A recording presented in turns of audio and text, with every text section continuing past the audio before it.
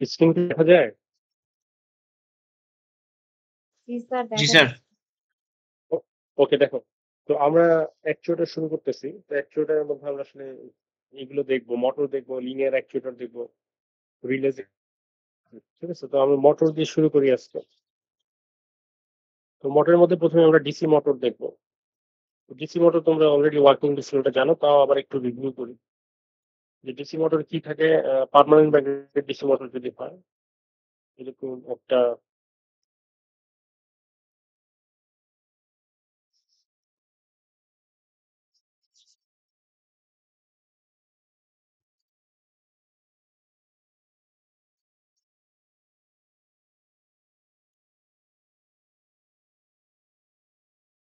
এরকম একটা অংশ থাকে।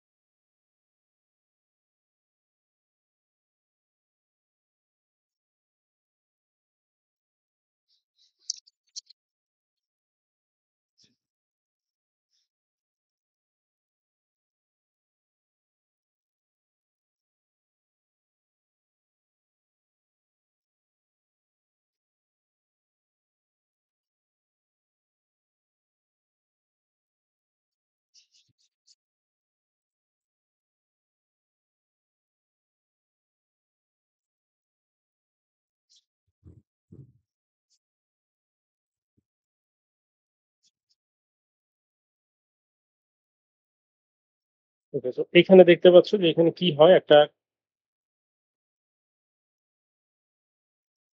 কারেন্ট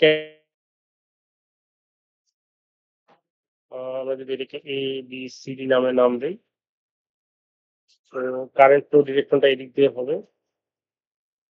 এদিক দিয়ে কারেন্ট যাবে, যেটা আমরা আই বলি।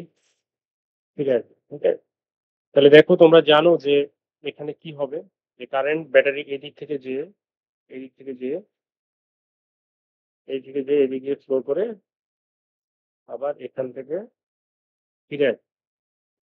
এই হচ্ছে কারেন্টের ফ্লো পাথ, ঠিক না? এই পথে এই পথে এই পথে যাবে, এই পথে যাবে। তোমরা জানো যে একটা কারেন্ট ক্যারিং কন্ডাক্টর, এটা যদি একটা ম্যাগনেটিক ফিল্ডে থাকে তখন কি হয়, যে এটা একটা কোনো কোনো একটা লুপের ভিতর দিয়ে কারেন্ট ফ্লো করলে সেখানে আসলে একটা ম্যাগনেটিক ফিল্ড সৃষ্টি হয়। তোমরা জানো যে ম্যাগনেটিক ফিল্ডের ডিরেকশনটা কোন দিকে হয়? ডিরেকশনটা হচ্ছে তোমার ডান হাতের আহ বুড়ো আঙ্গুল বাদে বাকি আঙ্গুলগুলোকে তুমি যদি কারেন্ট ফ্লোর দিকে রাখো, তাহলে বুড়ো আঙ্গুলটা আসলে কারেন্ট ফ্লো ডিরেকশন মানে ম্যাগনেটিক ফিল্ডের ডিরেকশনটা নির্দেশ করে। বুঝা গেছে? অর্থাৎ এরকম একটা ম্যাগনেটিক ফিল্ড সৃষ্টি হবে। বুঝা গেছে কিনা? অর্থাৎ এই যে কারেন্ট ফ্লো করতেছে, এদিক থেকে এদিকে কারেন্ট ফ্লো করতেছে, এই জন্য এখানে একটা ম্যাগনেটিক ফিল্ডের সৃষ্টি হবে। তো ম্যাগনেটিক ফিল্ডের ডিরেকশনটা হবে এইদিকে, অর্থাৎ এদিকে নর্থ পোল, এদিকে সাউথ পোল। ঠিক আছে? অর্থাৎ এখান থেকে এরকম আর কি ম্যাগনেটিক ফিল্ড এদিকে নর্থ পোল সাউথ পোল এরকম, মানে এদিক থেকে আসবে। বুঝা গেছে কিনা? অর্থাৎ এদিক থেকে north pole to south pole, এদিক থেকে এদিকে নর্থ, এদিকে সাউথ। বুঝতে পারছো? আর দেখো এদিকে এক্সটার্নাল একটা ম্যাগনেটিক ফিল্ড আছে, এটা হচ্ছে এদিকে। ঠিক আছে? এদিক থেকে এদিকে নর্থ থেকে সাউথের দিকে। ওকে, তাহলে দুইটা ম্যাগনেট যদি রাখি আমি এভাবে, চিন্তা করো যে এরকম একটা একটা ম্যাগনেট সৃষ্টি হয়েছে এদিকে সাউথ এদিকে, আর এখানে তো এক্সটার্নালি একটা নর্থ একটা সাউথ দিয়ে আসি এক্সটার্নাল ম্যাগনেট। তাহলে যেটা হবে যে এখানে এই যে ম্যাগনেটটা আছে এখানে, এটা তো ঘুরতে পারে, ঠিক না? এইটা একটা টর্ক অনুভব করবে, অর্থাৎ এইটা যেহেতু এটা নর্থটা সাউথের দিকে যেতে যাবে আর সাউথটা নর্থের দিকে আসতে যাবে। আমার কথা বুঝছো কিনা? অর্থাৎ এইটা একটা টর্ক অনুভব করবে। বুঝা যায়? তো এটা টর্ক অনুভব করলে আসলে এটা ঘুরে যাবে, এটা পজিশনটা এরকম হয়ে যাবে।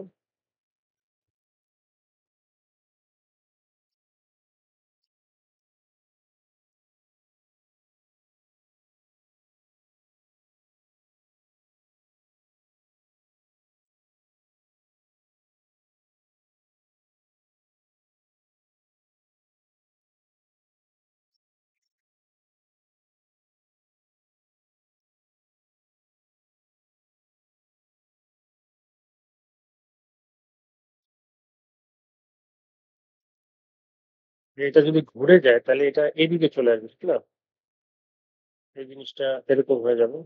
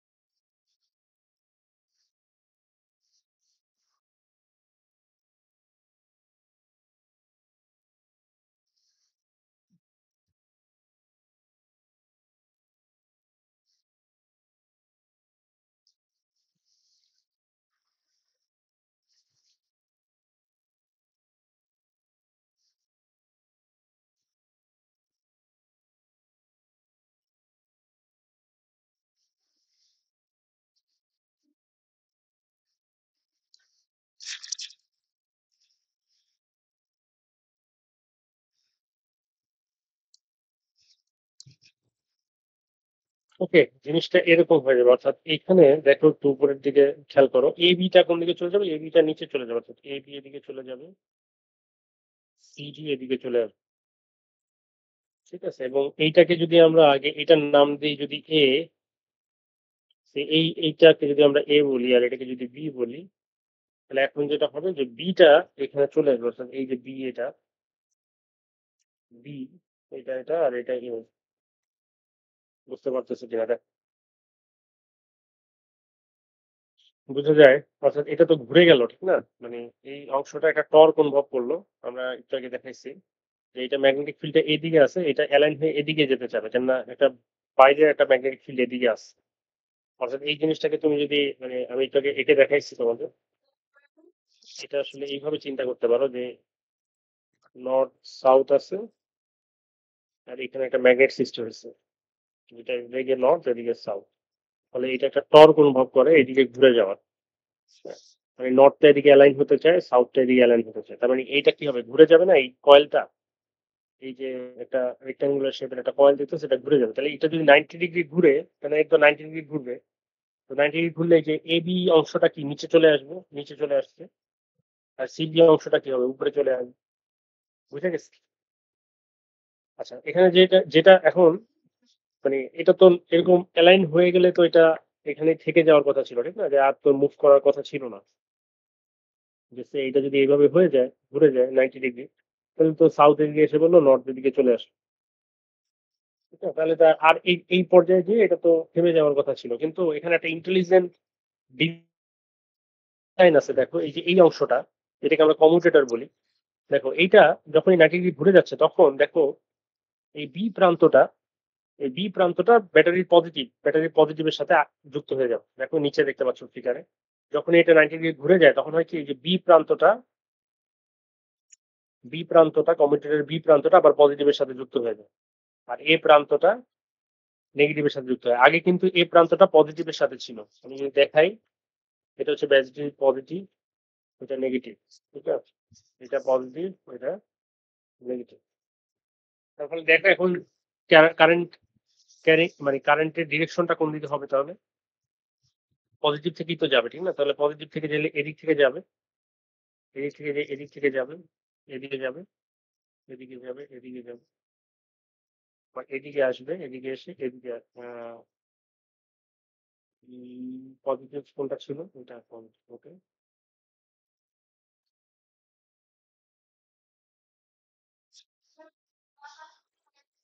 বুঝে গেছে? বুঝতে পারছো কিনা? তাহলে দেখো এখন ম্যাগনেটিক ফিল্ডের ডিরেকশনটা কোন দিকে হবে?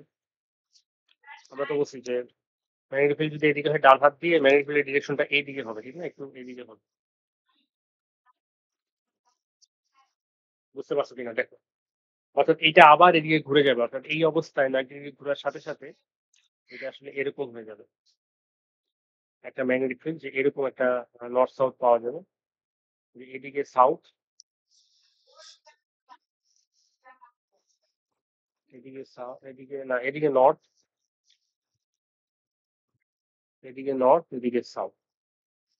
বুঝে গেছে? মানে এখানে একটু লক্ষ্য করো যে এটা 90 ডিগ্রি ঘুরলে তো এই অংশটা 90 ডিগ্রি ঘুরলে এটা তো এই অবস্থায় আসার কথা ছিল, ঠিক না? কিন্তু আমরা এই কমিউটেটরটা দেওয়ার জন্য 90 ডিগ্রি পার হওয়ার সাথে, সাথে এইটা আসলে পোলারিটিটা চেঞ্জ হয়ে যায়। দেখা যায় সাউথের জায়গায় নর্থ এসে পড়ে আর নর্থের জায়গায় সাউথ এসে পড়ে। ফলে এটা আবার এই নর্থ নর্থ তো বিকর্ষণ করে, সাউথ সাউথ তো বিকর্ষণ করে। ফলে এটা আবার ঘুরবে। মানে এটা কখনোই আসলে রেস্টে থাকতে পারবে না। যখনই 90 ডিগ্রি ঘুরে যাবে তখনই পোলারিটি চেঞ্জ হয়ে যায়, আবার ঘুরতে থাকে। এখানে আবার চলে আসলে আবার পোলারিটি চেঞ্জ হয়ে যায়। ও সবসময় ক্যাচ করার চেষ্টা করে। আমার কথা বুঝছো কি? বুঝে গেছে? অর্থাৎ এখানে যেটা হচ্ছিল যে দেখো এখানে একটা এক্সটার্নাল ম্যাগনেটিক ফিল্ড ছিল। এটাকে আমরা যদি এইদিকে ডিরেকশন দিই, এটা বি এক্সটার্নাল ম্যাগনেটিক ফিল্ড আর আমাদের ম্যাগনেটিক ফিল্ডের ডিরেকশনটা ছিল এইদিকে। তো এটাকে ক্যাচ করার চেষ্টা করে, কিন্তু যখনই ও ক্যাচ করার চেষ্টা করে, মানে এই ম্যাগনেটিক ফিল্ডটা তো এদিকে আসছে, ঠিক না? নিচের দিকে, অর্থাৎ এটা নিচের দিকে। এটাকেও ক্যাচ করার চেষ্টা করে, এদিকে চলে যায়। এদিকে চলে যায়, যখনই এদিকে চলে যায়, ঠিক 90 ডিগ্রি পাস হলেই এই এক্সটার্নাল ম্যাগনেটিক ফিল্ডটা তো এদিকে থাকতেছে, ও আবার এদিকে চলে আসে। এদিকে আবার একটা ম্যাগনেটিক ফিল্ড সৃষ্টি হয়। বুঝে গেছে কি? ফলে ও বারবারই ওকে ক্যাচ করার চেষ্টা করে। অর্থাৎ এই বিটা একে ক্যাচ করার চেষ্টা করে, যখনই ক্যাচ করে ফেলে, মানে যখনই ক্যাচ করে ফেলতেছে, টর্ক জিরো হয়ে যাবে। টর্ক জিরো হওয়ার ফল, টর্ক জিরো হলেও যেহেতু একটা ইনার্শিয়া আছে, এইটা একটু সামনে চলে আসবে আর্মেচার কয়েলটা। তো একটু সামনে চলে আসলে তখন কমিউটেটরের বি প্রান্তটা এটার সাথে যুক্ত হয়ে যাবে। আর যখনই বি প্রান্তটা এটার সাথে যুক্ত হয়ে যাবে, ম্যাগনেটিক ফিল্ডের পোলারিটি আবার চেঞ্জ হয়ে যাবে। অর্থাৎ বি আর্মেচারের ম্যাগনেটিক ফিল্ডটা এদিকে চলে আসবে। তো তখন আবার একটা টর্ক লাভ করবে, ও আবার ওকে ক্যাচ করতে চেষ্টা করবে। অর্থাৎ ও সবসময় ওকে ক্যাচ করার চেষ্টাই থাকে। বুঝতে পারছো কিনা বল? বুঝা গেছে?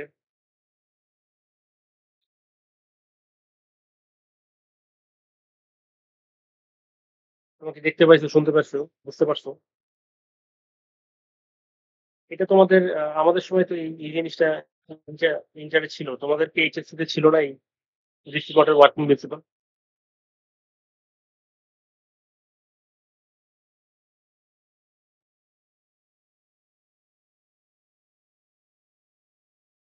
বুঝতে পারছো কিনা বল?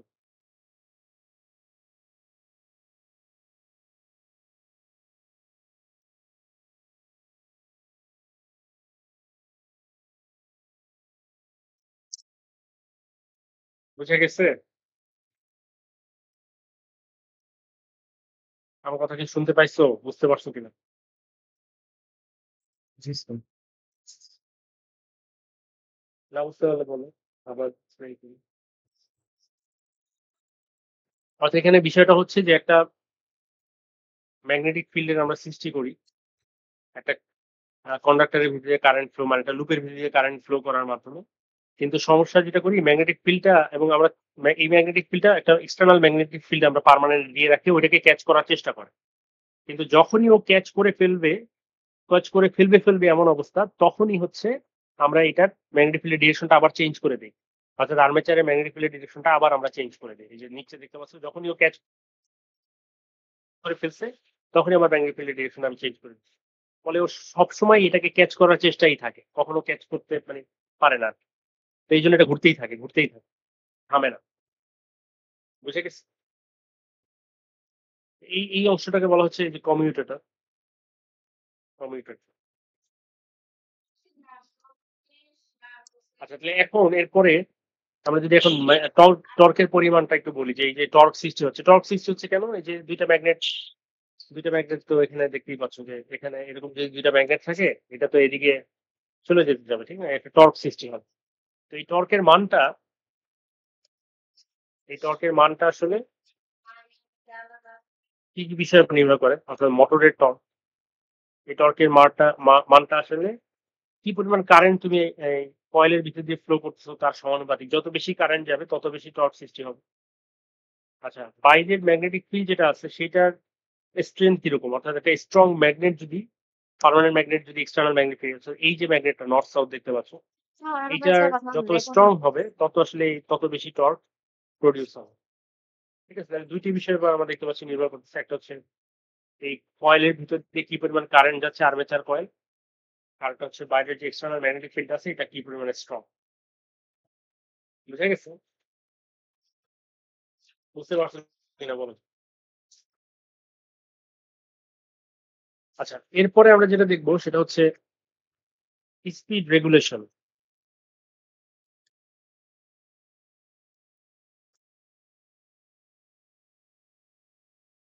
আচ্ছা, স্পিড রেগুলেশন এটা একটু বুঝার আছে। সে একটা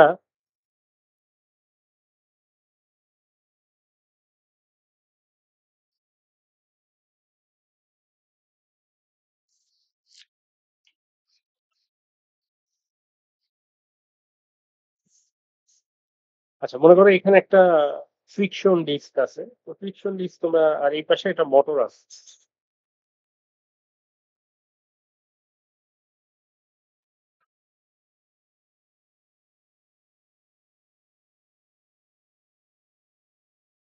তো এটা একটা মোটর। মোটর কি করতেছে, এটাকে ঘুরাচ্ছে, এই শ্যাফটটা দিয়ে এটাকে ঘুরাচ্ছে।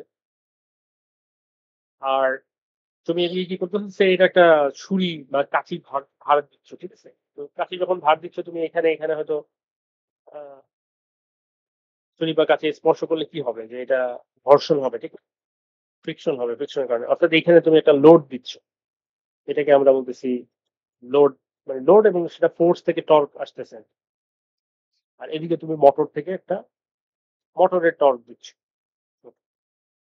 তো যেহেতু মোটর যেদিকে ঘোরাতে যাচ্ছে সেদিকে তো আসলে ঘুরতেছে, ঠিক না? তার মানে এটার স্পিড হচ্ছে এদিকেই, ওমেগা। তাহলে এটা যদি আমরা নেট টর্ক বের করার চেষ্টা করি, নেট টর্ক হচ্ছে টি net is equal two T motor minus T load. সেটা নেট টর্ক। এবং আমরা জানি যে নিউটনের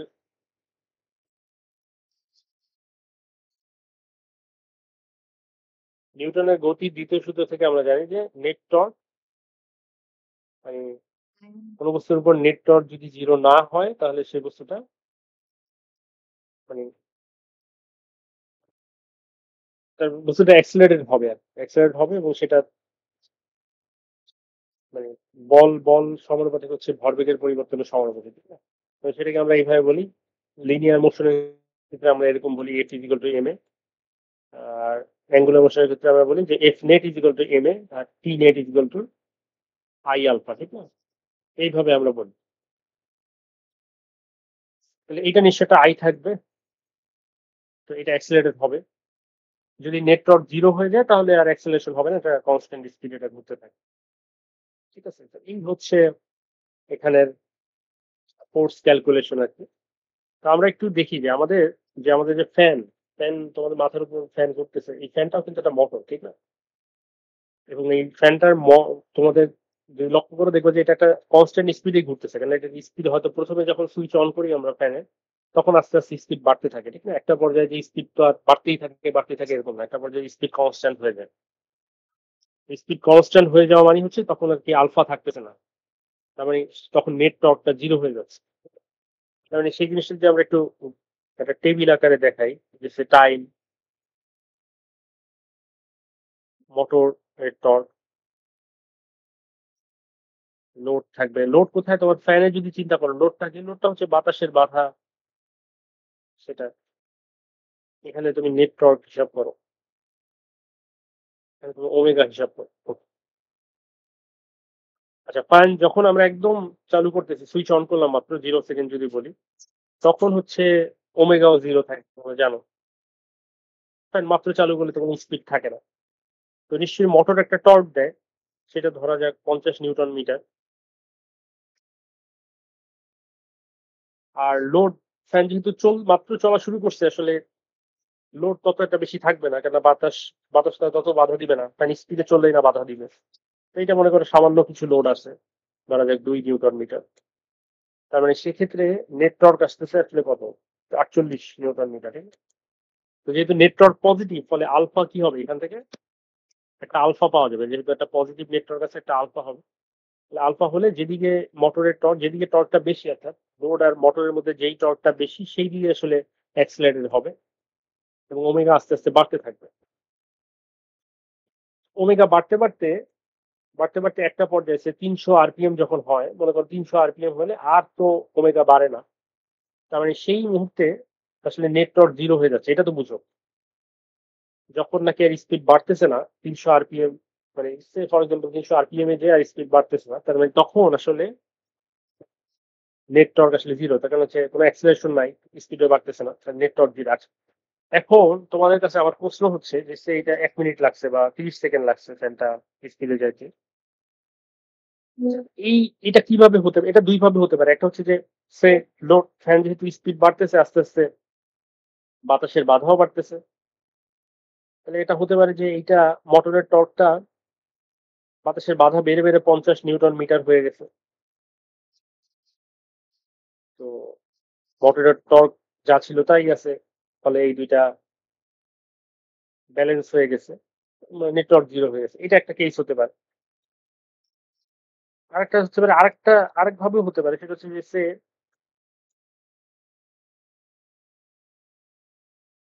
আরেকটা কেস হতে পারে এরকম যে লোডটা বাড়লো কিন্তু এত বাড়লো না, সে এটা বাড়তে বাড়তে হয়তো 15 নিউটন মিটার হলো, আর মোটরের টর্কটাও কমে এসে এটাও মনে করো 15 নিউটন মিটার হলো। তো সেই ক্ষেত্রে আসলে এটা জিরো হতে পারে। তো এর মধ্যে আসলে যে কোনো একটা হয়, 1 নাম্বার বা 2 নাম্বার দুইটাই হয় না, যে কোনো একটা সত্য আর কি। তোমাদের কাছে মনে হয় কোনটা হয়, 1 না 2, কোনটা হয়? আমার কথা কি বুঝছো?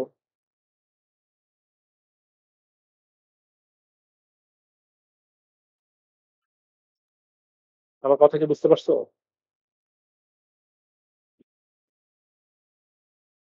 দুইটা কেস বলছি আমি, যে একটা কেসে হতে পারে এরকম, যেহেতু আমরা এইটুকু শিওর যে যেহেতু 300 মানে ফ্যান একটা স্পিডের পর আর বাড়তেছে না, তুমি তখন নেটওয়ার্ক জিরো। আচ্ছা, নেটওয়ার্ক এখন জিরো মানে হচ্ছে মোটরের টর্ক আর লোড সমান হয়ে গেছে। এখন এটা দুইটা ভাবে হতে পারে, একটা হচ্ছে যে লোড বাড়তে বাড়তে বাড়তে বাড়তে মোটরের টর্কে সমান হয়ে গেছে, এইভাবে হতে পারে। আর একটা হতে পারে যে লোড বাড়ছে ঠিক আছে, মোটরের টর্কটাও কমে আসে, এইভাবে করে দুইটা সমান হয়ে গেছে। তো যে কোনো একটা হয় আসলে, যে কোনো এখানে একটা কেস সত্য। কোনটা সত্য বলে মনে হচ্ছে তোমাদের? রেসপন্ড করো, কি মনে হচ্ছে? 1 না 2? সেকেন্ডটা প্রবাবলি স্যার। হ্যাঁ, আসলে সেকেন্ডটাই হয়। ঠিক আছে, 1 নাম্বারটা হয় না। অর্থাৎ 1 নাম্বার যেটা মানে মোটরের টর্কটা আসলে কমে আসে, মোটরের টর্কটা আসলে এটা হয় না, যেটা হয় এটা, মোটরের টর্কটা আসলে কমে আসে। এখন আমরা সেটাই দেখবো যে আসলে কেন মোটরের টর্কটা কমে আসে। ঠিক আছে, অর্থাৎ স্পিড বাড়ার সাথে সাথে, তার মানে এখানে কি দেখতে পাচ্ছি আমরা, যে স্পিড যতই বাড়তেছে, স্পিড বাড়ার সাথে সাথে আসলে মোটরের টর্কটা কমতেছে। অর্থাৎ ওমেগা, এটা আমরা এইভাবে লিখি, যদি ওমেগা বাড়ার সাথে সাথে মোটরের টর্কটা কমে যাচ্ছে। এটাই আমরা এখন এক্সপ্লেন করবো যে ওয়াই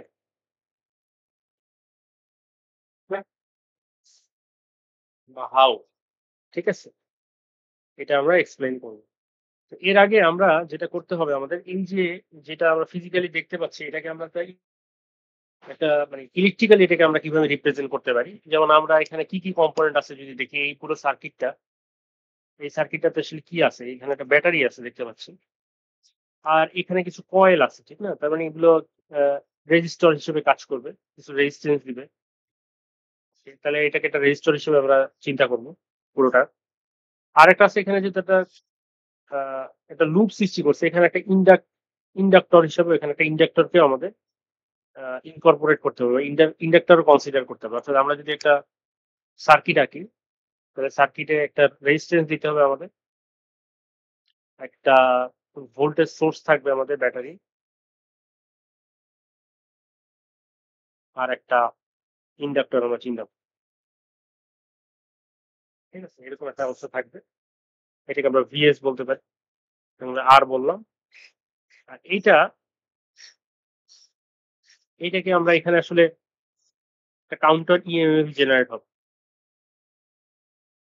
ঠিক আছে? এটা একটা ব্যাটারির মতোই, তবে এখানে একটা কাউন্টার ইএমএফ জেনারেট হবে। কাউন্টার ইএমএফ কেন জেনারেট হবে?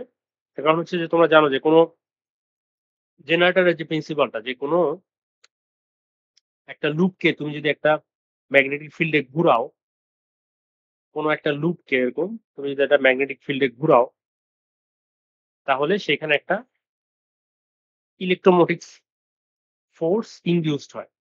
এটাকে আমরা বলছি, এবং সেই ইলেকট্রোমোটিভ ফোর্সটা এমন দিকে ইনডিউসড হয় যেন যেই কারণে যে এটাকে ঘুরাচ্ছে তাকে অপোজ করে। আমার কথা বুঝে গেছে? অর্থাৎ তুমি যদি একটা একটা ম্যাগনেটিক ফিল্ডের মধ্যে,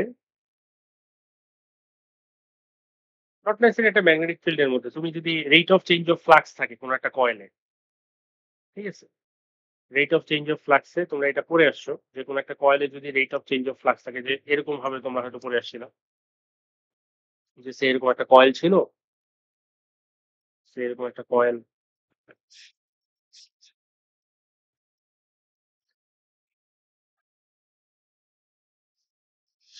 এরকম একটা কয়েল ছিল, এখানে একটা ম্যাগনেট আনা হয়েছিল নর্থ পোল সাউথ পোল।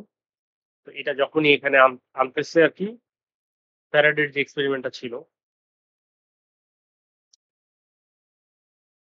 যে যখনই এটা এখানে কাছাকাছি আনতেছিলাম তখনই কি হচ্ছিল যে এখানে একটা ইলেকট্রোম্যাগনেটিক ফোর্স ইনডিউস হচ্ছিল, ঠিক না? একটা ইএমএফ ইনডিউস হয়, এবং সেই ইএমএফটার ভ্যালু কিন্তু কি হয়, যেটা ইনডিউস হচ্ছে সেটা সমানুপাতিক কি rate of change of flux, মনে আছে তোমাদের?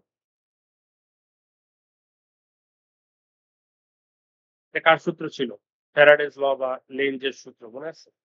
এবং এটা ডিরেকশনটা কোন দিকে হয়, ইলেকট্রোমোটিভ ফোর্স যেটা ইনডিউসড হয় সেটা ডিরেকশনটা হয় আসলে যেই কারণে এটা সৃষ্টি হচ্ছে তাকে অপোজ অপোজ করতে যেই ডিরেকশনটা লাগে। তো এইখানেও একই ভাবে, কেননা যেহেতু এটা একটা কয়েল, এই আর্মেচার কয়েলটা যেহেতু ঘুরতেছে, এটা একটা ম্যাগনেটিক ফিল্ডের ভিতরে ঘুরতেছে এদিকে, ঠিক না? ফলে এখানে রেট অফ মানে ফ্লাক্সটা চেঞ্জ হচ্ছে, এখানে যে ম্যাগনেটিক ফ্লাক্সটা আছে সেটা কিন্তু চেঞ্জ হবে, এবং রেট অফ চেঞ্জটা নির্ভর করবে আসলে কত স্পিডে ঘুরতেছে। যত বেশি স্পিডে ঘুরবে এটা, তত রেট অফ চেঞ্জ অফ ফ্লাক্সটা অর্থাৎ d∅/dt তত বেশি হবে। d∅/dt তত বেশি হবে, তত বেশি আসলে ইএমএফ ইনডিউসড হবে, অর্থাৎ কাউন্টার ইএমএফ এর মানটা তত বেড়ে যাবে। ঠিক আছে? তার মানে তাহলে আমরা যদি এই সার্কিটে কারেন্ট কি পরিমাণ ফ্লো করতেছে সেটা যদি আমরা জানি, যে কারেন্টের সূত্র কি, ওহমস এর ল তোমরা জানো যে V net divided by R. V net মানে হচ্ছে ভিএস মাইনাস কাউন্টার ইএমএফ, এই দুইটা বাদ দিলে যেটা থাকবে সেটা ডিভাইডেড বাই আর। বুঝে গেছে? এবং আমরা দেখলাম যে আসলে এই কাউন্টার ইএমএফ যেটা আছে এইটা সমানুপাতিক হচ্ছে ওমেগা। কেন? ওমেগা যত বাড়তেছে তত কি হবে, যত এটা হাই স্পিডে ঘুরবে, এটা যত হাই স্পিডে ঘুরবে এদিকে, তত আসলে রেট অফ চেঞ্জ অফ ফ্লাক্সটা তত বেশি হবে। এটা তত বেশি হবে, এটা তত বেশি হওয়া মানে হচ্ছে যে আসলে ইএমএফটা বেশি জেনারেট হবে, সেটাকে আমরা কাউন্টার ইএমএফ বলতেছি। তার মানে ওমেগা যত বেশি হবে, কাউন্টার ইএমএফ তত বেশি হবে। মানে এখান থেকে আমরা দেখতে পাচ্ছি ওমেগা যত বেশি হবে, কাউন্টার ইএমএফ তত বেশি হবে। ঠিক আছে? তার মানে এখন আসো তাহলে আমাদের যে এক্সপ্লানেশনটা ছিল, মানে যেই মানে এক্সপ্লানেশনটা আমাদের দেওয়া দরকার ছিল যে আহ, কেন ওমেগা বাড়লে টি মোটর কমে, সেটাকে আমরা এক্সপ্লেইন করি। আসো তো দেখো, যত ওমেগা বাড়তেছে তত আসলে কাউন্টার ইএমএফ বাড়তেছে। আচ্ছা, কাউন্টার ইএমএফ যত বাড়বে, তুমি যদি এই ইকুয়েশনটার দিকে একটু তাকাও, কাউন্টার ইএমএফ যত বাড়বে তত ভিএস থেকে বেশি বেশি বিয়োগ হবে, ঠিক না? কাউন্টার ইএমএফ যত বাড়বে তত বেশি ভিএস থেকে বিয়োগ হবে, তো ফলে আই এর মান কিন্তু কমে আসবে। অর্থাৎ এটা যত বাড়বে আই এর মান ততই কমে যাবে। মানে আই এর মান আসলে ততই কমে যাবে। আর আই এর মান যতই কমে যাবে, প্রথমে আমরা একটা সূত্র লিখছিলাম দেখো, আই কিন্তু এটা ছোট হাতের আই, ঠিক না? মানে এটা হচ্ছে তাও মোটর। এই যে এই সূত্রটা আমরা লিখছিলাম, অর্থাৎ আই এর মান যতই কমবে, এই সূত্র থেকে আমরা দেখতে পাচ্ছি যে আই যত কমবে মোটরের টর্ক ততই কম। বুঝতে পারছো কিনা দেখো তো? মানে আই যত কমবে টি মোটর ততই কম। তার মানে এখানে আসলে ৩ টা সূত্রে কাজ করবে, ঠিক না? যে একটা হচ্ছে যে কাউন্টার ইএমএফ, সমানুপাতিক ওমেগা। তারপর হচ্ছে আরেকটা সূত্র হচ্ছে আই সমান সমান ভিএস মাইনাস সিএমএফ আর আর হচ্ছে টি মোটর সমানুপাতিক আই। ঠিক আছে? তো এই কারণে আসলে যতই ওমেগা বাড়তেছে ততই কাউন্টার ইএমএফ বাড়তেছে। কাউন্টার ইএমএফ যতই বাড়তেছে আই এর মান ততই কমতেছে, আর আই এর মান যতই কমতেছে মোটরের টর্ক ততই কমে যাচ্ছে। বুঝা গেছে? বুঝতে পারছি তো?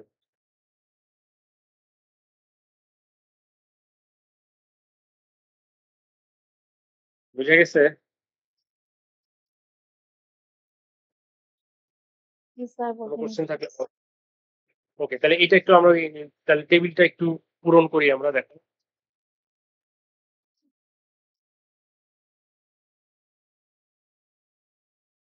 ওকে, তো এইখানে যদি আমরা জাস্ট ওকে দেখো, টেবিলটা যদি এখন আমরা পূরণ করার চেষ্টা করি, বা এটাকে এইখানে নিয়ে আসলে আমাদের ভালো হয়।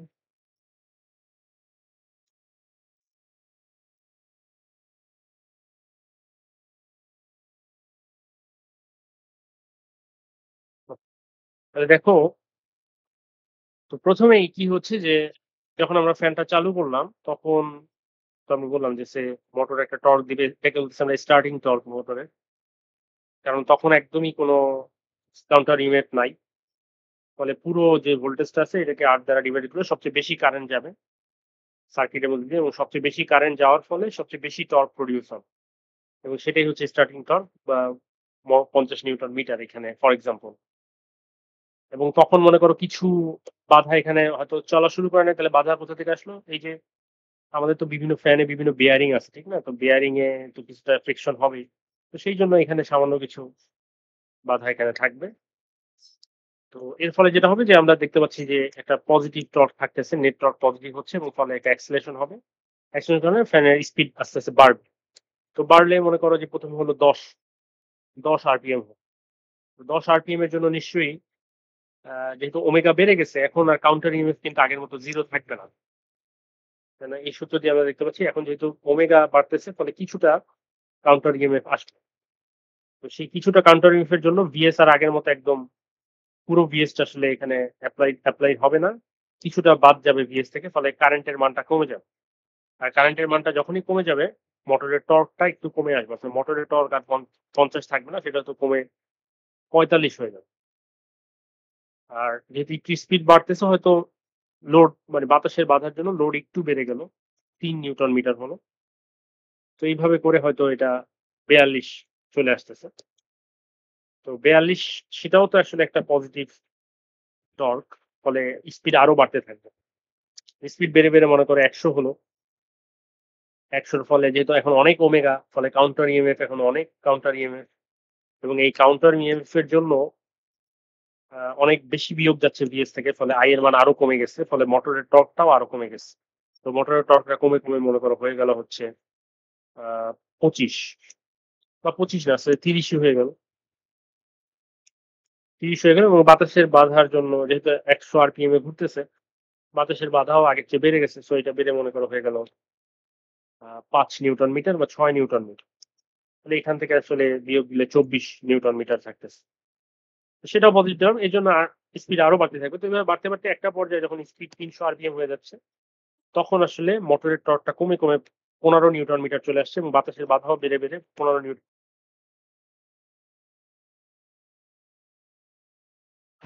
তখনই আর স্পিড বাড়তেছে না। তো স্পিড বাড়তেছে না ফলে সেই স্পিডটাই থাকছে, আর এই স্পিডের জন্য এই কাউন্টার ইএমএফ যেটা জেনারেট হচ্ছে তার জন্য এত নিউটন মিটার টর্ক উৎপন্ন হচ্ছে, যেটা নাকি বাতাসের বাধার সমান, ফলে আর স্পিড বাড়তেছে না। এই জায়গায় যে ইকুইলিব্রিয়াম অ্যাচিভ হয়েছে, অর্থাৎ তখন এরপর থেকে আর স্পিড বাড়বে না, অর্থাৎ কনস্ট্যান্ট এই স্পিডটাই চলতে থাকবে। বুঝাই বুঝতে পারছো? বুঝে গেছে?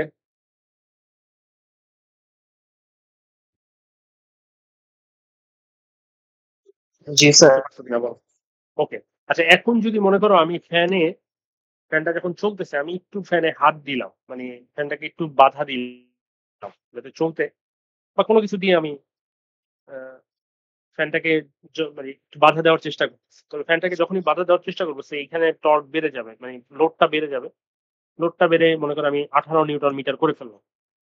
ঠিক আছে? কিন্তু স্পিড তো 300 আরপিএম এ ঘুরতেছে। তো যেই মুহূর্তে আমি বাধা দেওয়ার চেষ্টা করলাম তখন তো আসলে এই অবস্থা হলো, ঠিক না? হঠাৎ করে আমি একটা কিছু ফ্যানের ছুঁড়ে, মানে ফ্যানের হয়তো একটা ঝাড়ু দিয়ে ফ্যানটাকে টাচ করতেছি। তাহলে ফ্যান একটা বাধা পাবে। তো বাধা পেলে সে এই মুহূর্তে কি হচ্ছে? এই মুহূর্তে দেখো -3 নিউটন মিটার টর্ক উৎপন্ন হবে।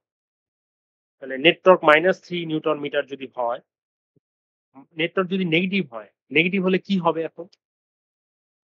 নেট টর্ক যদি নেগেটিভ হয়, নেগেটিভ হলে নেগেটিভ অ্যাক্সেলারেশন হবে। নেগেটিভ অ্যাক্সেলারেশন মানে কি? ডিসেলারেশন মানে স্পিড কমা শুরু করবে। বুঝা গেছে? স্পিড কমা শুরু করবে।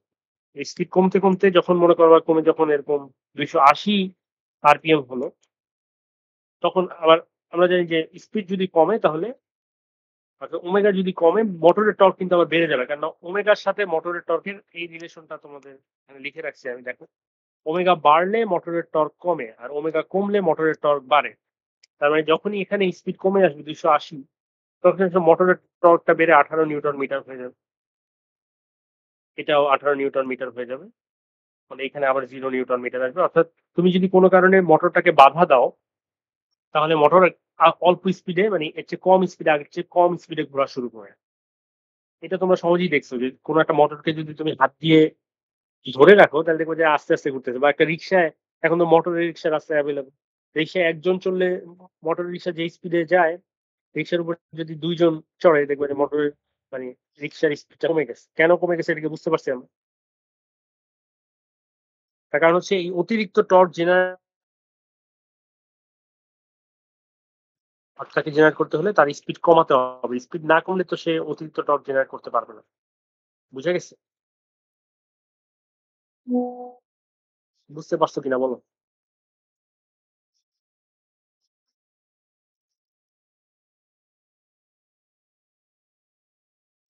এটা কি বুঝা গেছে?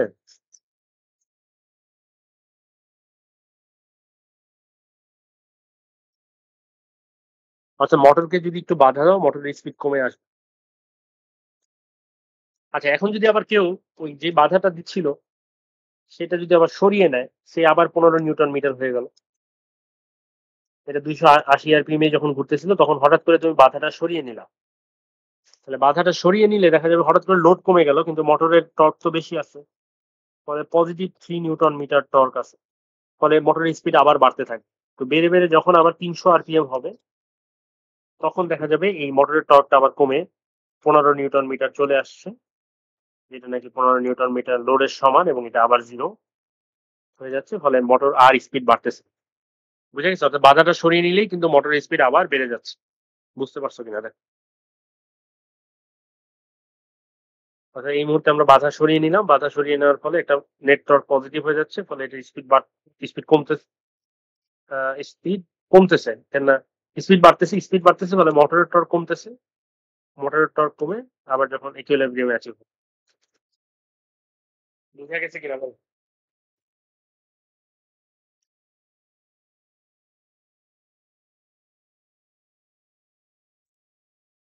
বুঝতে পারছো?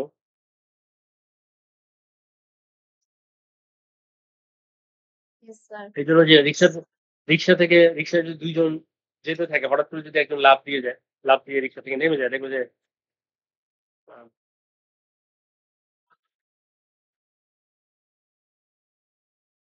বুঝা গেছে? তাহলে এই যে ডিসি মোটরের যে এই যে প্রপার্টিটা, এটাকে বলা হয় স্পিড রেগুলেশন প্রপার্টি। অর্থাৎ ডিসি মোটর মানে বাধা বাড়ায়, মানে হঠাৎ করে টর্ক বাড়ায় দিলে ডিসি মোটর থেমে যায় না।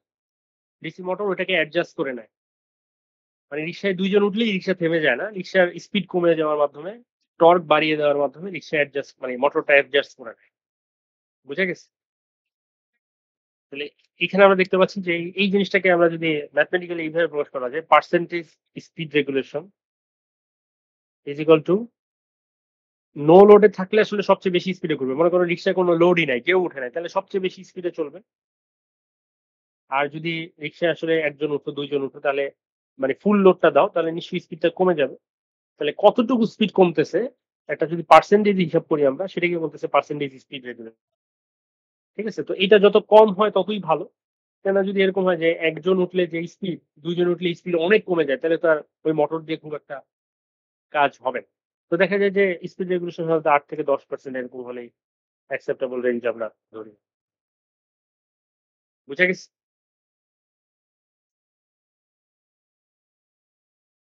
বুঝতে পারছো কিনা বলো?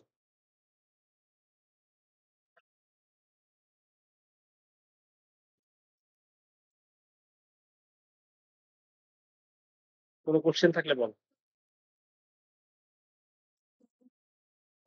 তাহলে ডিসি মোটরের স্পিড রেগুলেশন প্রপার্টি এটা বুঝছি কিনা আমরা।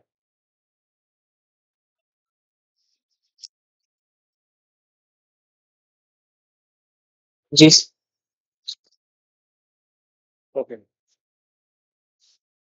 আচ্ছা, মোটরকে আরেকটা বিষয় হচ্ছে যে মোটরকে আমরা নো লোডে চালানোটা কিন্তু খুব বিপজ্জনক। কেন নো লোডে চালানো বিপদ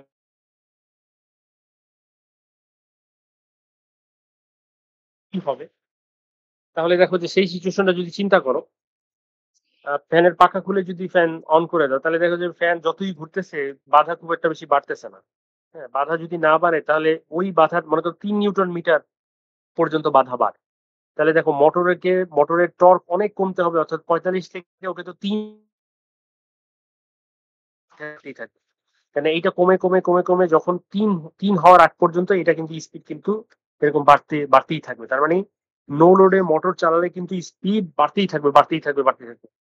কেন নো লোড মানে হচ্ছে যে খুব কম লোড। তো খুব কম লোডে যখন তো এখন মোটরটা তো ওইটা ম্যাচ করার আগ পর্যন্ত স্পিড বাড়তেই থাকবে। মোটরের টর্কটা তো আস্তে কমবে কিন্তু কমতে ওই যদি নো লোড থাকে তার মানে অনেক কম লোড তার মানে সেটাকে ম্যাচ করার জন্য স্পিড বাড়তে অনেক স্পিড বেড়ে যাবে। এই জন্য নো লোডে কখনো মোটর চালাতে হয় না। ঠিক আছে? নো লোডে মোটর চালাতে হয় না। আমার কথাটা কি বুঝে গেছে কিনা? এটার এক্সপ্লেনেশনটা বুঝছো কিনা? যে নো লোডে কেন মোটর চালাতে হয় না? কেননা নো লোড মানে হচ্ছে অনেক কম লোড। তাহলে আমরা তো জানি যে স্পিড বাড়বে কোন পর্যন্ত? যতক্ষণ পর্যন্ত না মোটরের টর্ক কমে লোডের লোডের সমান হচ্ছে। এখানে আমরা দেখতে পাইছি যে যতক্ষণ পর্যন্ত এই যে এখানে এসে লোডের সমান হইছে। এই ১৫ নিউটন মিটারের সমান হইছে। তো এইজন্য কিন্তু অনেক স্পিড বাড়তে হতে থাকে। এখন যদি তুমি এটা ১৫ না হয়ে এটা যদি একদম পাখা খুলে চালাও তখন দেখা যাবে ৩ এর বেশি লোড মানে স্পিড মানে বাধা আসতেছেই না। লোডটা ৩ এর বেশি বাড়তেছেই না। তার মানে মোটরের টর্কটাকে অনেক কমতে হবে। তার মানে মোটরের স্পিডটাকে অনেক বাড়তে হবে। তো এত স্পিডে আসলে দেখা যাবে যে ওই স্ট্রাকচার টিকবে না। মোটর দেখা যাবে তার আগেই হচ্ছে এক্সপ্লোড করতেছে। সেন্ট্রিফুগাল ফোর্স এর জন্য এর আগেই মোটর হয়তো এক্সপ্লোড করে যাবে। বুঝা গেছে? তাহলে এখানে আমরা কি দেখলাম আজকে? আমরা ডিসি মোটরের ওয়ার্কিং প্রিন্সিপালটা দেখলাম। আমরা ডিসি মোটরের স্পিড রেগুলেশন প্রপার্টি এটা দেখলাম। আমরা নো লোডে মোটর কেন চালাতে হয় না এটা দেখলাম। ঠিক আছে? আচ্ছা এরপরে আমরা দেখব হচ্ছে স্টেপার মোটর। ঠিক আছে?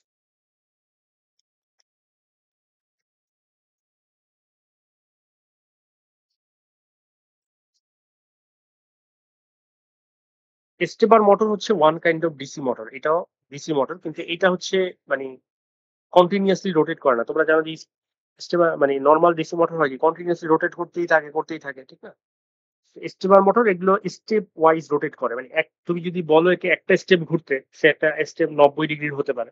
যে একটা স্টেপ ঘোরা মানে হচ্ছে ৯০ ডিগ্রি ঘুরবে। ৯০ ডিগ্রি ঘুরে সে থেমে যাবে। তুমি যদি তাকে ২ টা স্টেপ ঘুরতে বলো ৯০ ডিগ্রির একটা স্টেপার মোটরকে যদি ২ টা স্টেপ ঘুরতে বলো তাহলে সে হয়তো ৯০, ১৮০ ঘুরে থেমে যাবে। তো এটা কিভাবে হয় সেটা আমরা আসলে দেখবো এখন স্টেপার মোটর কিভাবে কাজটা করে। স্টেপার মোটর অনেক ধরনের কনফিগারেশন হয়। আমরা প্রথমে একটা সিম্পল ধরনের কনফিগারেশন দেখি।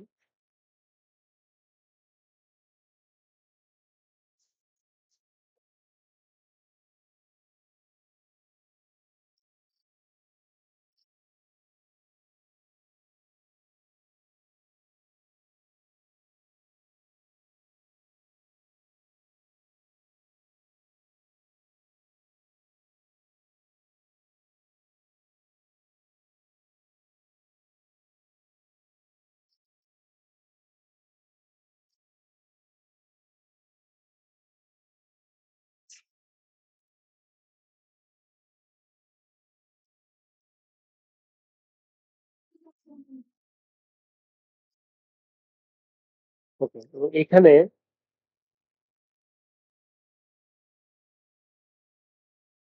আমরা দেখতে পাচ্ছি যে স্টেপার মোটর এখানে যেটা আমরা দেখাচ্ছি এখানে অনেকগুলো ইলেকট্রোম্যাগনেট আছে। অর্থাৎ এখানে ৪ টা ইলেকট্রোম্যাগনেট আছে। আর মাঝখানে একটা রোটর যেটা ঘুরে সেটা হচ্ছে একটা পার্মানেন্ট ম্যাগনেট। ঠিক আছে? তো এটা কি করে দেখো যে ১ম এ এগুলোকে যদি আমি নাম দেই সে এবি, সিডি, ইএফ, জিএইচ। যখন নাকি আমি যদি একটা ব্যাটারির সাথে কানেক্ট করি আগে, মনে করো এখানে আমি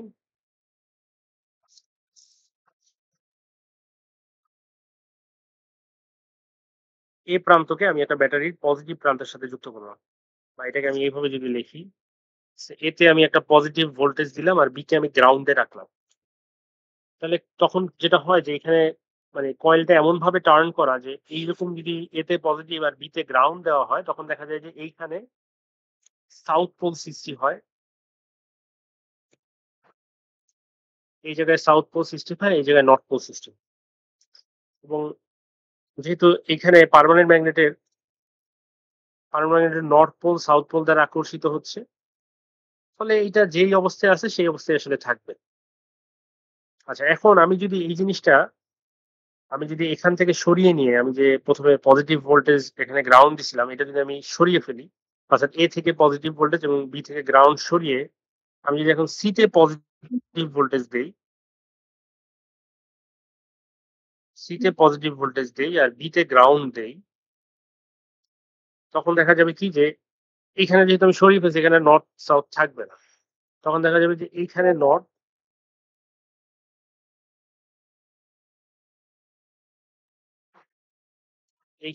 আর এখানে সাউথ সৃষ্টি হচ্ছে।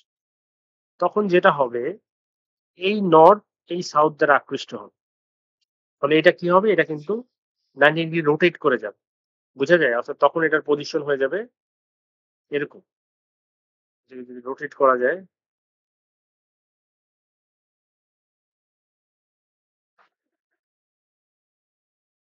এটা যদি রোটেট করা যায় আমি জানি। ওকে, এটা আমরা আবার আঁকি তাহলে। তাহলে এটা চলে যাবে আসলে এরকম। আচ্ছা, এটা ঘুরে এদিকে চলে আসবে। বুঝে যাওয়া বুঝতে পারছো কিনা?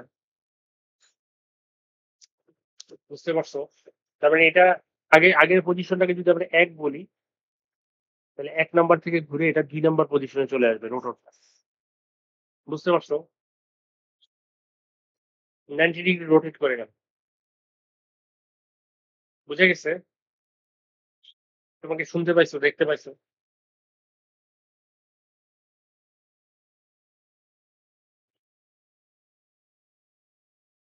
তোমরা কি শুনতে পাচ্ছ, দেখতে পাচ্ছ?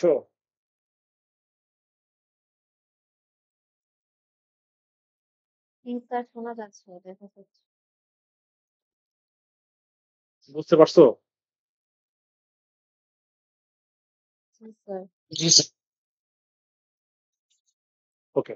আচ্ছা, এখন যদি আমি এখান থেকে পজিটিভ, এখান থেকে গ্রাউন্ড সরিয়ে ফেলি, তারপরে এখান থেকে নর্থ সাউথ সরে যাবে।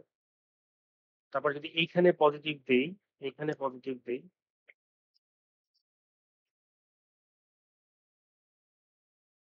এখানে যদি পজিটিভ দিই আর এখানে যদি গ্রাউন্ড দিই, তাহলে যেটা হবে যে এইখানে আগের মতো এখানে একটা নর্থ পোল সৃষ্টি, এখানে একটা সাউথ পোল সৃষ্টি হবে, এখানে একটা নর্থ পোল সৃষ্টি হবে। এবং এর ফলে যেটা হবে যে এটা এখন এই নর্থ পোলটা এই সাউথ পোল দ্বারা আকৃষ্ট হবে। ফলে এটা আরো 90 ডিগ্রি ঘুরে যাবে।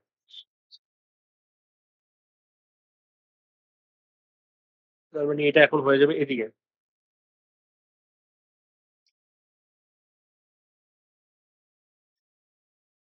তাহলে এটা এদিকে যাবে, এটা এদিকে যাবে। বুঝে গেছো? অর্থাৎ এটা ৩ নাম্বার পজিশনে চলে আসবে। বুঝতে পারছো কিনা?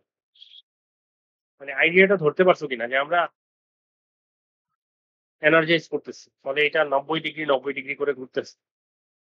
ঠিক আছে? তো এখন যদি তুমি লাস্টেরটা করতে চাও, সেটাও করো তুমি। তুমি যদি এখান থেকে পজিটিভ সরিয়ে নিয়ে এখানে পজিটিভ দাও,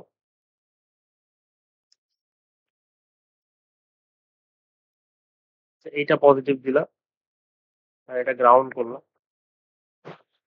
তাহলে দেখা যাবে যে এখানে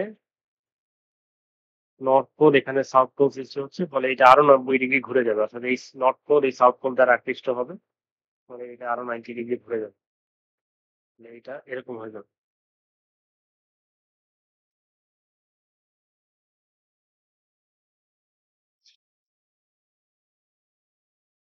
আচ্ছা, এটা 4 নাম্বার পজিশনে চলে আসবে। বুঝে গেছে? বুঝতে পারছো কিনা বলো তো?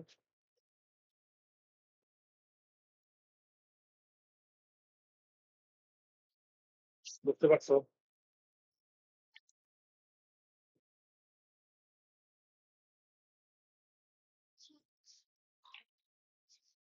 কোশ্চেন থাকলে বল। তাহলে এখানে যদি আমি স্টেপ সাইজটা কত ছিল? আমার 90 ডিগ্রি ছিল স্টেপ, এবং এটা কিন্তু কন্টিনিউয়াসলি রোটেট করতেছে। এটা আমি চাইলে আমি কন্টিনিউয়াসলি রোটেট করতে পারি, আমি যদি খুব দ্রুত মানে একটার পর একটা এনার্জাইজ করে যাই, করাতে পারি, কিন্তু আমি চাইলে যে কোনো একটা নির্দিষ্ট পজিশনে স্থিরও রাখতে পারতেছি। বুঝে গেছে? আমাদের রোবটের ক্ষেত্রে কিন্তু এটা অনেক সময় দরকার। দেখা যাবে আমার হয়তো রোবটের আর্মটাকে 270 ডিগ্রি করতে হবে, তাহলে আমার 3টে স্টেপ দিলেই হচ্ছে। ঠিক আছে? তাহলে এইটা আমরা একটা টাইমিং ডায়াগ্রাম আঁকতে পারি, যে সে এটা যদি এইভাবে আঁকি আমরা, যেমন এইখানে যেটা স্যার, হলো। হ্যাঁ, এটা স্টপ করতে গেলে কি আমরা মানে পজিটিভ এন্ড গ্রাউন্ডিংটা উল্টা করে দেব? সেক্ষেত্রে কি অফ হয়ে যাবে? না এটা তো স্টপ না, এটা তুমি যেটাকে এনার্জাইজ করো ওই জায়গায় গিয়ে স্টপ হয়ে যাবে, এটা তো ঘুরবে না। আমার কথা বুঝছো? যেমন এই মুহূর্তে এখানে যে কনফিগারেশনটা আছে, যে এটা এখানে পজিটিভ, এখানে পজিটিভ, এখানে গ্রাউন্ড।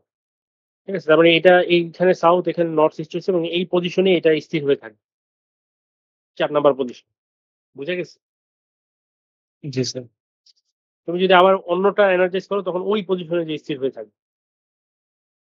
বুঝে গেছে? জি স্যার, বুঝতে পেরেছি।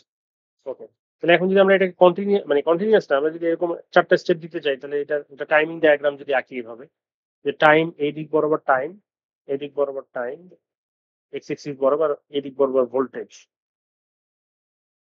তাহলে এটা যদি আঁকি আমরা, ফর এক্সাম্পল প্রথম যদি এ এরটা আঁকি আমরা, এ বি কয়েলটার, তাহলে এ বির জন্য কিরকম ছিল? এটা প্রথম পজিটিভ ছিল,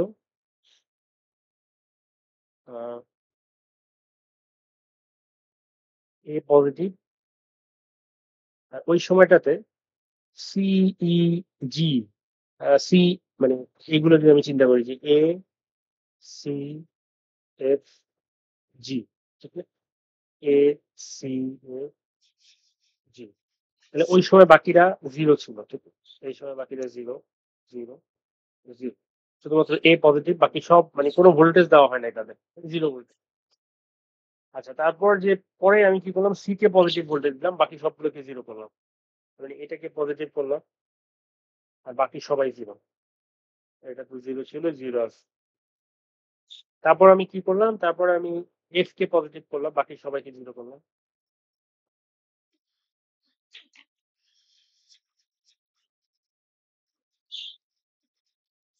আচ্ছা, তারপর আমি জি কে পজিটিভ করলাম, বাকি সবাইকে, জি না তো এইচ হবে, ঠিক?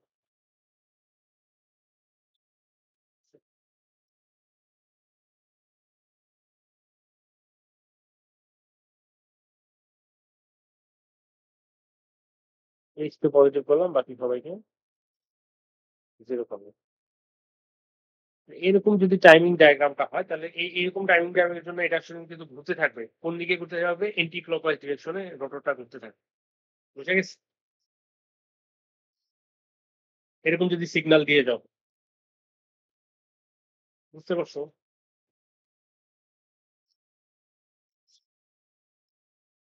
বুঝে গেছে কিনা বল।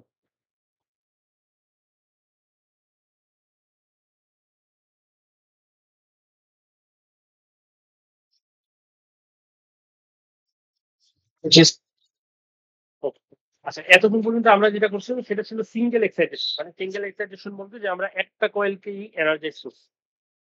আচ্ছা, এইটার ক্ষেত্রে যদি একটু চিন্তা করো যে আমি এইখানে এটার মধ্যে যদি চিন্তা করো যে আমরা একটা করে কয়েল এনার্জাইজ করছিলাম, ঠিক আছে? একটাকে এনার্জাইজ করছি, বাকি সবগুলোকে আমরা মানে কোনো ভোল্টেজ দেই। একসাথে যদি দুইটাকে এনার্জাইজ করি তাহলে কি হবে? যে ফর এক্সাম্পল আমি যদি এরকম করি যে আমি এখানে পজিটিভ দিলাম, এখানে পজিটিভ দিলাম, এটা গ্রাউন্ড করলাম, আবার এখানেও পজিটিভ দিলাম, এটা গ্রাউন্ড করলাম, তাহলে কি হবে বলতো? তার মানে আহ এখানে একটা এখানে একটা নর্থ সাউথ সৃষ্টি হবে, এখানেও একটা নর্থ সাউথ সৃষ্টি হবে। তাহলে এখন বলতো কোন পজিশনে থাকবে?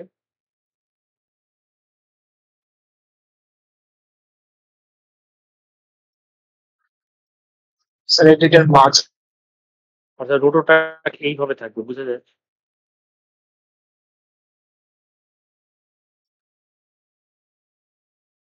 বুঝতে পারছো? অর্থাৎ এরকম একটা পজিশন, এটাকে যদি আমরা এভাবে লিখি, এরকম একটা পজিশনে থাকবে।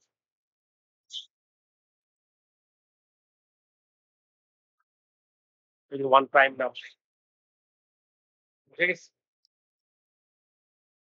তারপর যদি আমি সি আর এফ কে মানে পজিটিভে রাখি, বাকিগুলোকে গ্রাউন্ড রাখি, তাহলে কি হবে? যে আমি যদি এটাকে এখানে রাখি, এইটাকে পজিটিভ রাখলাম,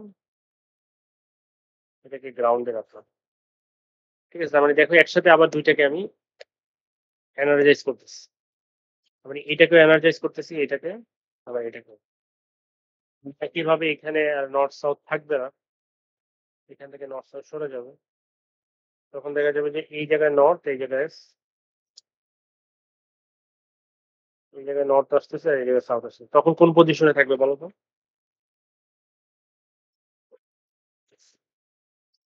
তখন আসলে এই জায়গায় একটা পজিশনে থাকবে, ঠিক না?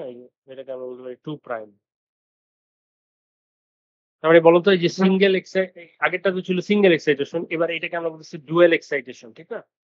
তো ডুয়েল এক্সাইটেশন আসলে স্টেপ সাইজ কত বলতো?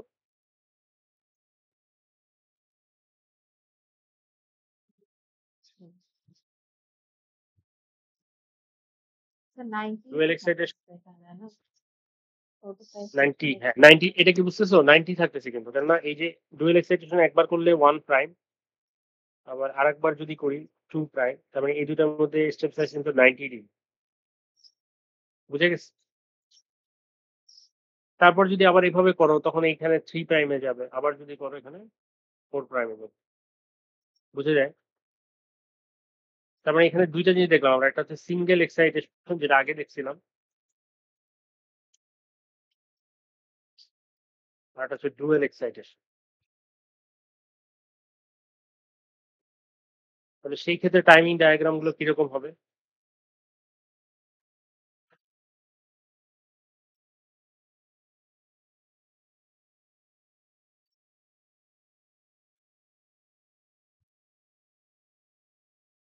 বলতো টাইমিং ডায়াগ্রাম কিরকম হবে?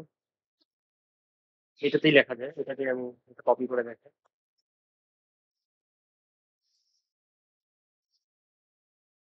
ডুয়েল এক্সাইটেশনের ক্ষেত্রে ডুয়েল এক্সাইটেশনের ক্ষেত্রে টাইমিং ডায়াগ্রাম কি হবে? একই সাথে দুইটা পজিটিভ থাকতেছে একই সময়, ঠিক আছে? তার মানে সেক্ষেত্রে এ আর সি পজিটিভ থাকতেছে, তার মানে এরকম কিছু একটা হবে।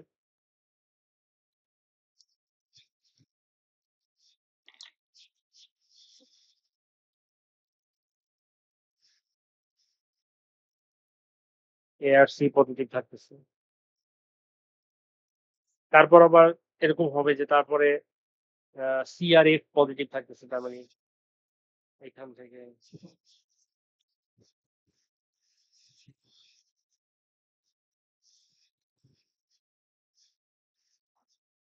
তারপরে এফ আর এইচ পজিটিভ থাকতেছে,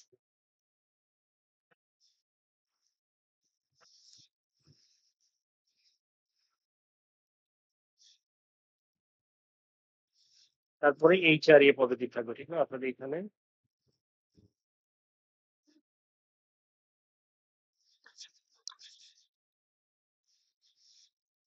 বুঝতে পারছো কিনা দেখো, যে একই সময়ে যে আমি দেখি যে এইটুক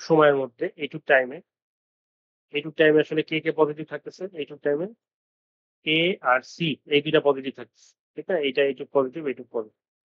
তারপর যদি পরের টাইমটুকু চিন্তা করো, এইটুক টাইমে কে পজিটিভ থাকতেছে, এই সি পজিটিভ থাকতেছে আর এফ পজিটিভ থাকতেছে। তারপরে টাইমটুকু যদি চিন্তা করো, কে পজিটিভ থাকতেছে, এইটা আর এইটা পজিটিভ থাকছে। তারপরে টাইমে এইটা, তার মানে 1' পজিশন, 1', এই কনফিগারেশনের জন্য দেখা যাবে যে প্রথমে 1', তারপর 2', তারপর 3', তারপর 4'। বুঝে গেছে? আচ্ছা, তুমি যদি একবার সিঙ্গেল এক্সাইটেশন করো, একবার ডুয়েল এক্সাইটেশন করো, একবার সিঙ্গেল, একবার ডুয়েল, একবার সিঙ্গেল ডুয়েল, তাহলে বলতো স্টেপ সাইজ কত হবে?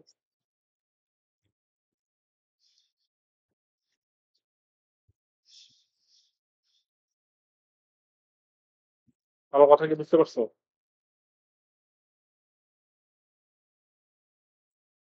সে একবার সিঙ্গেল এক্সাইটেশন করলা, তাহলে 1-এ গেল।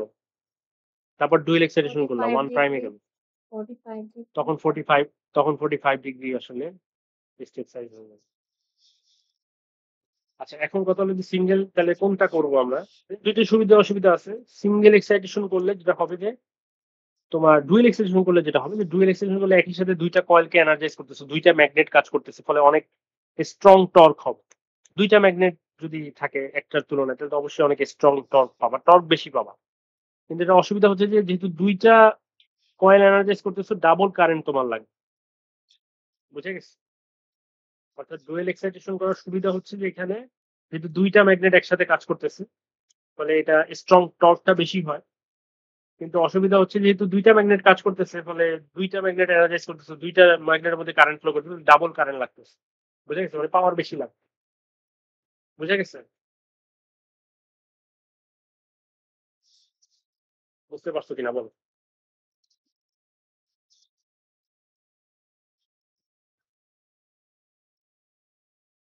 কোনো কোশ্চেন থাকলে বলো।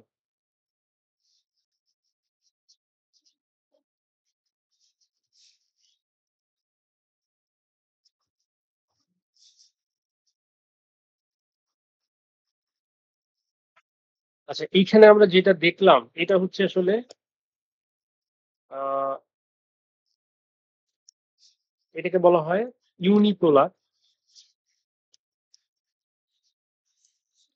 বা 4 ফেজ কনফিগারেশন। ইউনিপোলার কেন? দেখো যে এখানে পোলারিটি কিন্তু কখনোই চেঞ্জ হচ্ছে না। পোলারিটি চেঞ্জ হচ্ছে না বলতে যে এ সবসময় পজিটিভে রাখতেছি আর বি কে সবসময় গ্রাউন্ডে রাখতেছি। কখনো এরকম না যে বি কে পজিটিভ রাখতেছি, এ কে গ্রাউন্ডে রাখতেছি, এরকম কিন্তু না। এই জন্য এটাকে ইউনিপোলার বলতেছি।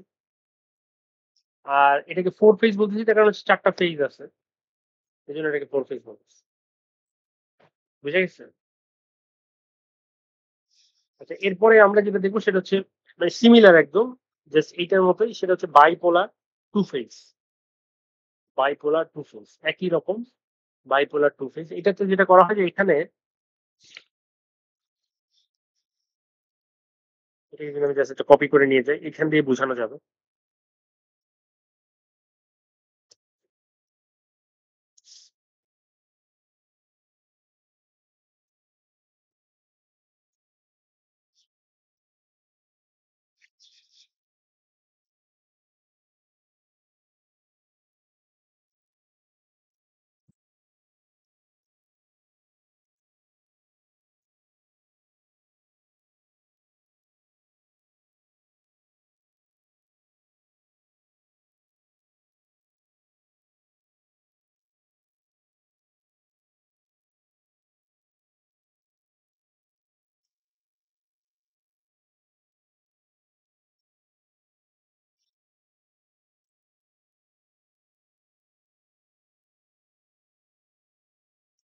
আচ্ছা, এখানে যেটা হয় যে এটার সাথে এটা কানেকশন থাকবে একদম, মানে এটা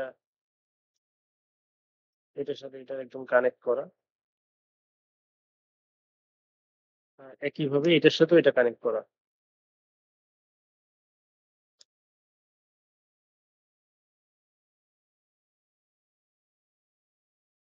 বুঝতে পারছো? তাহলে এটাকে একবারে আমরা এটার নাম দিলাম এ, এটার নাম দিলাম বি, আর এটার নাম দিলাম সি, এটার নাম দিলাম ডি। দেখো, এখানে যখন আমরা এরকম প্রথম আহ, যেটা আমরা করতে পারি সেটা হচ্ছে যে আমরা এটাকে এটা আমরা দেখতেছি আসলে বাইপোলার আর 2 ফেজ। আচ্ছা, তো প্রথম মনে করো এ কে আমি পজিটিভে রাখলাম আর বি কে গ্রাউন্ডে রাখলাম। তখন যেটা হয় যে এখানে নর্থ পোল, এখানে সাউথ পোল, এখানেও নর্থ পোল, এখানে সাউথ পোল সৃষ্টি হয়। মানে এমন ভাবে কয়েলটা এমন ভাবে টার্ন দেওয়া হয় যে এ কে পজিটিভ আর বি কে গ্রাউন্ড রাখলে এরকম হয়। তো সেই মুহূর্তে আসলে এই যে এখানে আছে পার্মানেন্ট ম্যাগনেটটা এইভাবেই থাকে, কেন এই যে নর্থ পোল সাউথ পোল দ্বারা আকৃষ্ট হচ্ছে আর সাউথ পোল নর্থ পোল দ্বারা আকৃষ্ট হচ্ছে, মানে এই পজিশনটা থাকে। এবং এটাকে যদি আমরা ওয়ান পজিশন বলি, এই দিকটাকে আমরা ওয়ান বললাম, ঠিক আছে। এরপর যদি তুমি আহ এরপর যদি তুমি কি করতে পারো, এরপর আমরা আগের মতো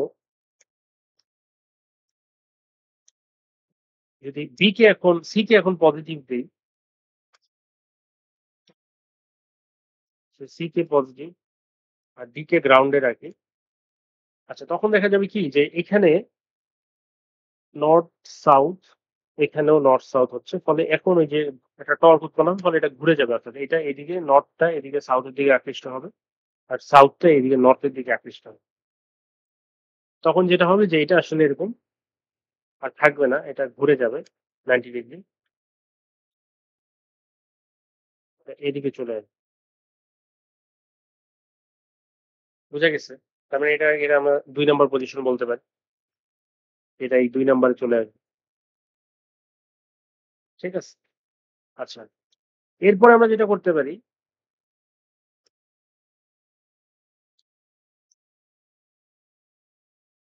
এরপরে এখন যদি আমরা বি কে পজিটিভ রাখি, এই দেখো এখানে কিন্তু এটা বাইপোলার হয়ে যাচ্ছে, কেন না এখন যদি আমি বি কে পজিটিভ রাখি, উল্টা কাজটা হবে, অর্থাৎ এ কে পজিটিভ রেখে বি কে গ্রাউন্ডে রাখলে যেটা হতো সেটা উল্টার হবে, অর্থাৎ এখন এখানে সাউথ নর্থ এরকম সৃষ্টি হবে। বুঝে গেছে? এবং সেই জন্য এই অবস্থায় এই নর্থটা সাউথ দ্বারা আকৃষ্ট হবে আর সাউথটা নর্থ দ্বারা আকৃষ্ট হবে, অর্থাৎ এটা আরো 90 ডিগ্রি ঘুরে যাবে, অর্থাৎ এটা হয়ে যাবে এরকম,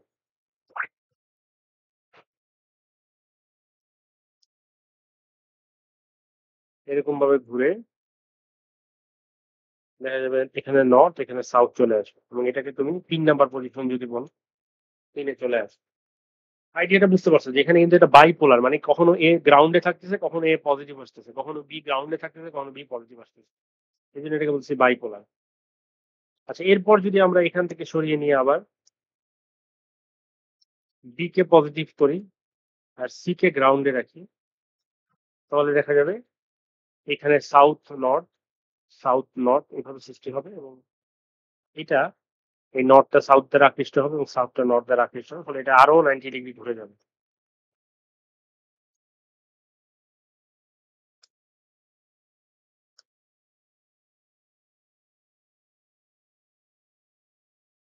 এদিকে নর্থ চলে আসবে, এদিকে সাউথ চলে আসবে, এটাকে তুমি 4 নাম্বার পজিশন বলতে পারো। তাহলে বুঝতে পারছো কিনা? অর্থাৎ এখানে কিন্তু এটা কিন্তু অন্যরকম, ওইটার মতো না, এখানে জাস্ট দুইটাই ফেজ থাকতেছে একসাথে, এই একটা কয়েল আর এই একটা কয়েল, এই জন্য এটাকে বলতেছি আমরা দুইটা ফেজ।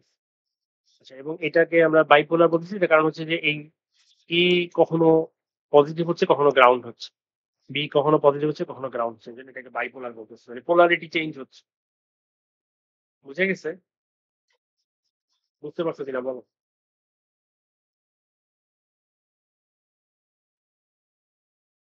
কোনো কোশ্চেন থাকলে বলো। স্যার কানেকশন আমরা এ এর সাথে বি 90 ডিগ্রি কেন দিলাম, সি এর সাথে কেন এ বা সি এর মধ্যে কানেকশন কেন দিই? বুঝি নাই, মানে মানে এটা আমরা পুরোটাই একটা কয়েল, এটা পুরোটাই একটা কয়েল, একটাই কয়েল, মানে একটা কয়েল আচ্ছা বলতে একটা কয়েলকে আমি এখানে এখানে একবার করলাম পাক দিয়ে, আবার এইটাকেই নিয়ে এসে এখানে পাক দিছি আবার, ঠিক আছে, বুঝতে পারছি। ঠিক আছে।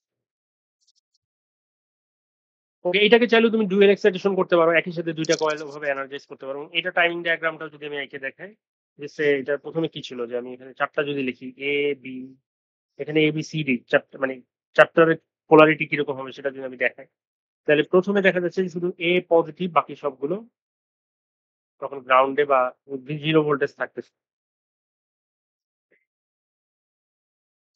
তারপরে আসলে সি পজিটিভ, তারপর কিন্তু সি পজিটিভ মনে রাখতে হবে, সি পজিটিভ,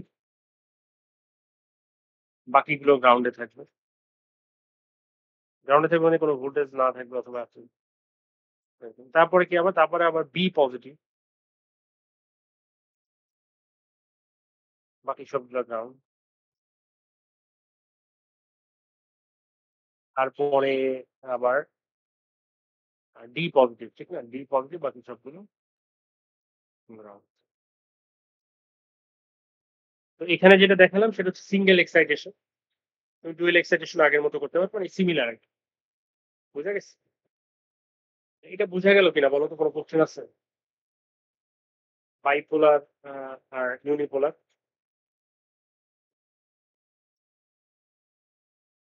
বুঝতে পারছো? আচ্ছা, এখন এই ইউনিপোলার, এই বাইপোলারকে চাইলে চাইলে তুমি ইউনিপোলার করে ফেলতে পারো কিভাবে? একটা সেন্টার ট্যাপ ইউজ করে।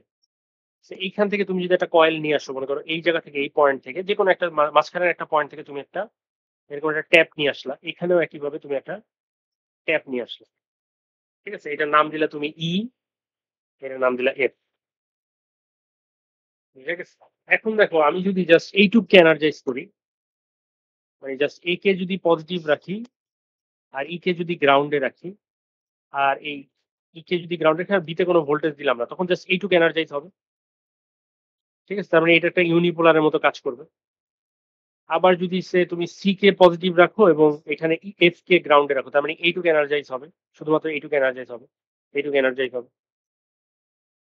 আবার যদি তুমি বি কে পজিটিভে রাখো আর ই কে গ্রাউন্ডে রাখো, তাহলে জাস্ট এইটুক এইটুক এইটুক এনার্জাইজ হবে। বুঝতে পারছো? আবার যদি তুমি এফ ডি কে পজিটিভ রাখো, এফ কে গ্রাউন্ডে রাখো, তাহলে জাস্ট এইটুক এনার্জাইজ হবে। বুঝতে পারছো তুমি? তাহলে এটা ইউনিপোলার করে ফেললাম বাইপোলার। বুঝে গেছে? তাহলে এটা কিন্তু অনেক সময় পরীক্ষায় আসে যে কিভাবে একটা কনফিগারেশন আঁকো যেখানে, যেটা একই সাথে চাইলে ইউনিপোলার এবং বাইপোলার হিসেবে ইউজ করা যায়। বুঝে গেছে? সেটার উত্তরটা হবে যে সেন্টার ট্যাপ ইউজ করে এটা করা। বুঝতে পারছো? এটাকে বলা হচ্ছে সেন্টার ট্যাপিং। Centre tap.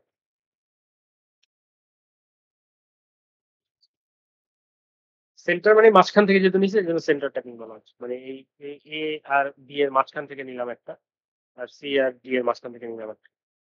বুঝে গেছে? কোনো কোশ্চেন আছে কিনা বলো?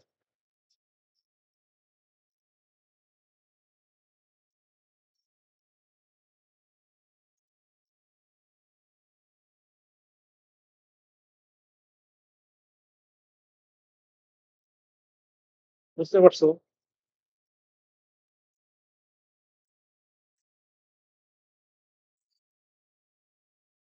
কোনো কোশ্চেন থাকলে বলো।